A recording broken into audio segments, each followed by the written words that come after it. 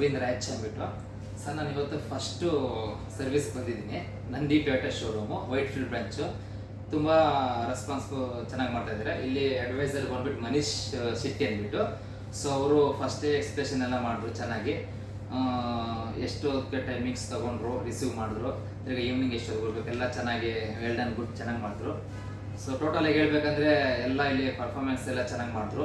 So ನಾನು 10ಗೆ 10 good ಇದು ಮಾಡ್ತೀನಿ ಸರ್. ಆ್ಯಕ್ಚುಲಿ ಆಮೇಲೆ ಫಸ್ಟ್ ಇನ್ಫಾರ್ಮೇಷನ್ ಮಾಡಿದ್ರು ಆ್ಯಕ್ಚುಲಿ ಇವರು ಶೋರೂಮಿಂದ ನಮಗೆ ಯಾವಾಗ ಅಪಾಯಿಂಟ್ಮೆಂಟು ಇದು ಮಾಡ್ತೀನಿ ಅಂದ್ಬಿಟ್ಟು ಅವರು ತುಂಬ ರೆಸ್ಪಾನ್ಸ್ ಮಾಡಿದ್ರು.